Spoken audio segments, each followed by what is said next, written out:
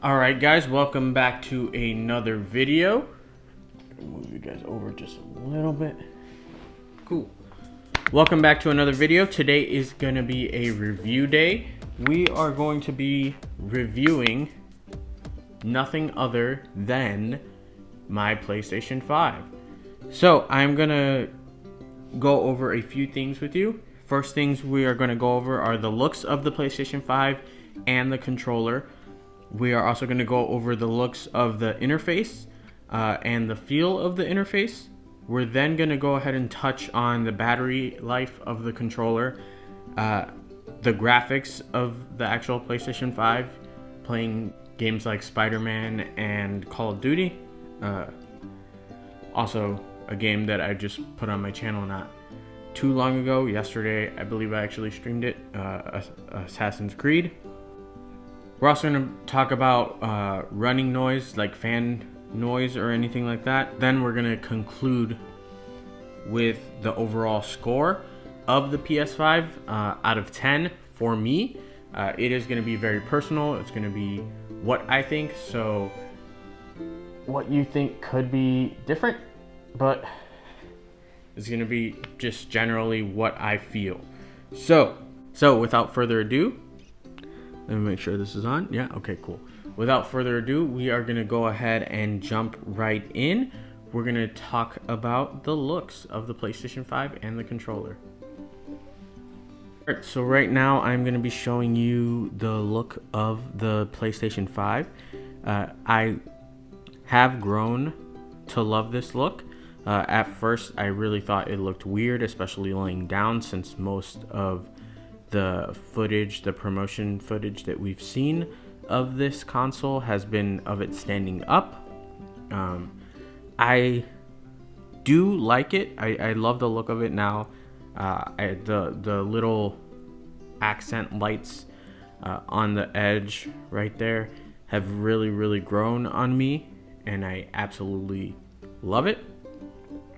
The only thing I would say I would like to change is I would love to have just gotten the digital version. This might end up being more practical for me in the long run.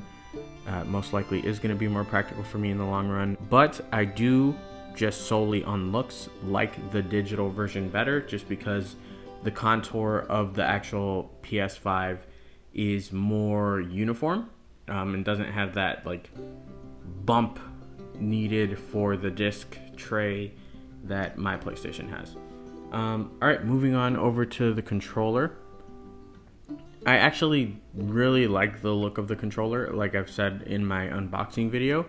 I think it's very sleek, very minimalistic, while also being bold and catches your eye. I think there's a lot of cool things that PlayStation is going to be able to do in terms of special edition controllers and special edition PlayStations. So I do think overall the looks of both of these PlayStation 5 hardware units are great, both the PlayStation 5 disc version and the digital version. I would prefer the looks of the digital version, but I definitely do like both. Alright, and moving on to the look of the interface. The look of the interface, I actually am not a huge fan of. Everything is up in the corner like you can see. I will be playing that on the screen right now for you guys. Everything is kind of up in the corner, nicely packed away. And then you kind of have your full screen of whatever game you're on or whatever you might be about to click into, stuff like that. I think it's nice, but I'm just not a huge fan of the look of having everything off and to the left corner. I'm not sure why, but that's just a personal preference. I kind of would prefer to have it maybe even to the bottom left-hand side or just in the middle. Again, just personal preference. I also would like to see more customization. Like, we have interfaces that are very, very highly customized on the PC end of things, where you can change your wallpaper, you can do all this stuff, you can change what apps you want laid out where and stuff like that. And then you have that also on the mobile end with phones. You can change all this different type of stuff, widgets introduced to iPhone. We have been seeing many creative implementations of widgets and a bunch of cool designs with those. So I think it would be great if PlayStation and Sony could give us more creative control over how we wanted our dashboard to look and our user interface to kind of feel and run. So that's just something I would point out, is I think that there could be more customization. The overall feel of it is very, very smooth, very fast, very snappy. Definitely an improvement over the PlayStation 4 Pro.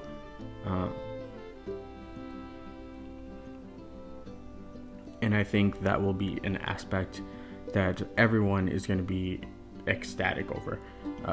Switching between apps, the new app switcher that lets you switch games very quickly, or switch from maybe Netflix to Hulu or whatever you might be doing.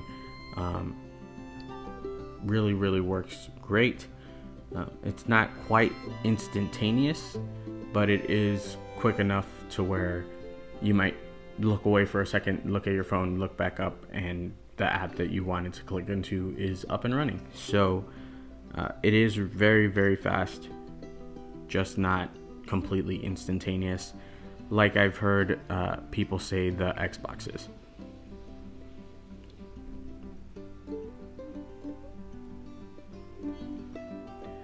All right, now we will talk about the thing that I think is the biggest downside of the PlayStation 5 for me right now, and that is going to be the controller's battery life. I have been pleasantly surprised with the battery life playing games like Call of Duty or Assassin's Creed, but I think if PlayStation wants games and game developers to use the full extent of these new controllers, they really have some tweaking to do with playing games that use more aspects of the controller, like targeted rumbles or the adaptive triggers take up the battery very quickly, in my opinion. So I would just say overall battery life, I think, can be improved on the controllers. So that is the biggest downside, I think, to me, just because the controller itself is so cool and the things that it has to offer are very cool. But if I'm a game developer, I'm looking at the controller and I'm saying I can choose to either have a game run pretty generically, pretty like what the gamers are used to playing as, so not adaptive triggers, just a normal rumble. I could either have a game run like that and be cheaper on me to not have to put that into the software, or I can go the extra mile and put that into the software and make this controller use all of its aspects. But as a game developer, why would I do that when I know I'm also going to be frustrating the player because they're going to have to stop playing sometimes to charge their controller? So it's a trade-off that right now I don't think needs to be there. With that trade-off being, as a game developer, am I going to put that into my game for a PlayStation 5 knowing that the battery life is going to be worse? So I don't think that trade-off needs to be there. I do think PlayStation and Sony can find a way to pack more battery life into this controller. So I hope that that's an improvement that they're working on. And carrying on, we're gonna go straight into this next one, and it is graphics and running noise.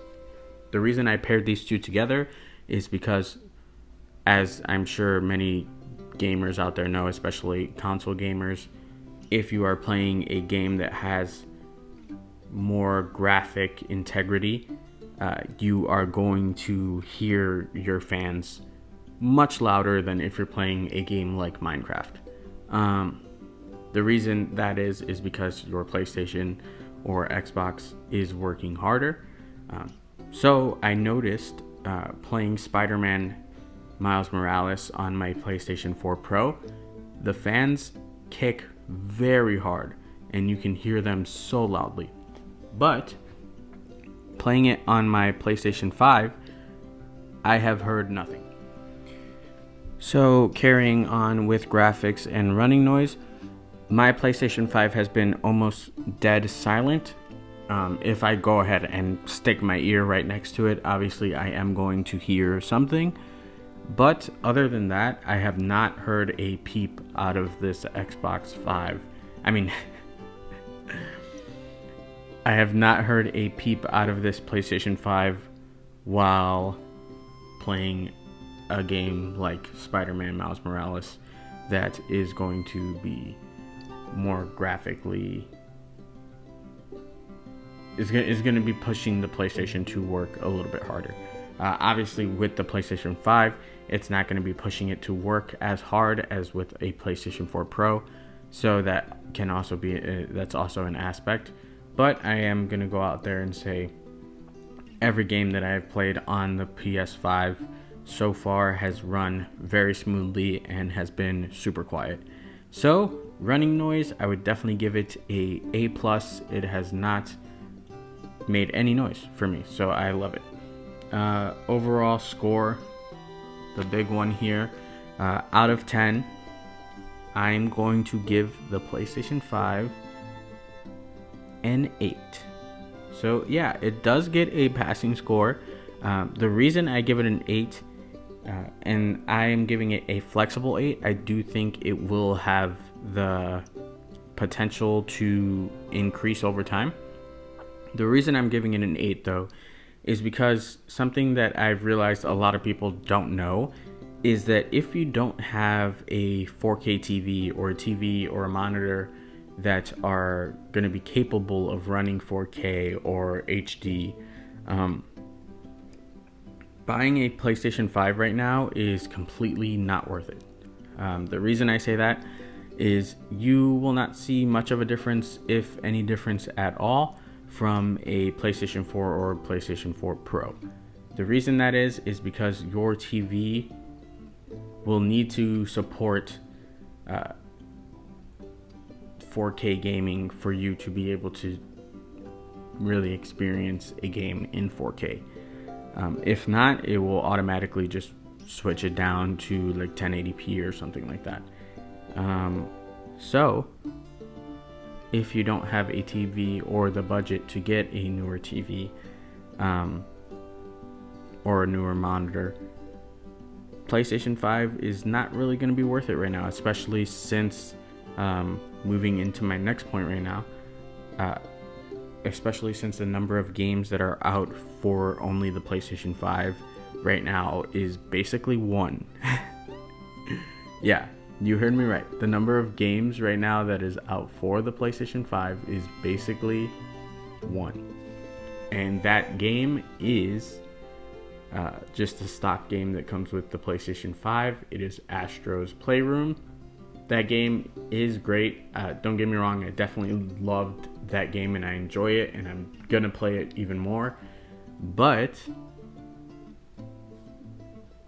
it's not a game that you have to pay $500 to play or $400 to play. So I would say if you don't have a TV where you can experience 4K gaming, or a TV where you can appreciate the difference between last gen and this new gen console, definitely go ahead and wait. There's nothing wrong with waiting right now. PlayStation and Sony has put out a statement that they will continue to support PlayStation 4s for a while. They also put out a statement that said they're gonna stop production of PlayStation 4 Pros in Japan. So if you have one, might as well play it until it dies, or play it until you are able to get a new TV where you could see some appreciation for that finer detail that the PlayStation 5 is going to be able to give you. I would say it's an 8 just for most people, just because overall it's not going to be super worth it unless you have a TV that is capable of running 4K, as well as going into it knowing that all the games that you can get on a PlayStation 5 right now, with the exception of Astro's Playroom, you can go ahead and get on a PlayStation 4 or a PlayStation 4 Pro. With that being said, a game like Cyberpunk is going to run better on a PlayStation 5 than it would on a PlayStation 4 or a PlayStation 4 Pro, but I've heard that game has bugs no matter where you're playing it, even if you're playing it on PC. So I would recommend just trying to stay away from it anyway, unless you want to go and experience the bugs yourself. But yeah, so for most games and most scenarios, I'm going to say this is an 8. You will definitely be happy with it if you get it, but there's just a lot that can kind of wait. And I think part of that is in part due to COVID and the nature of like some games being pushed back and some games not coming out when they thought they would be able to come out alongside the PlayStation 5. So yeah, I think that right now where we're at an 8 out of 10. When there's more games, when TVs are becoming more and more accessible because they're becoming cheaper and cheaper, it will definitely go up to like a 9 or a 10. But right now, overall, for me, it's at an 8. Alright, so I love you guys. Thanks for tuning in. See you in the next one. Stay safe. Keep each other safe. Bye.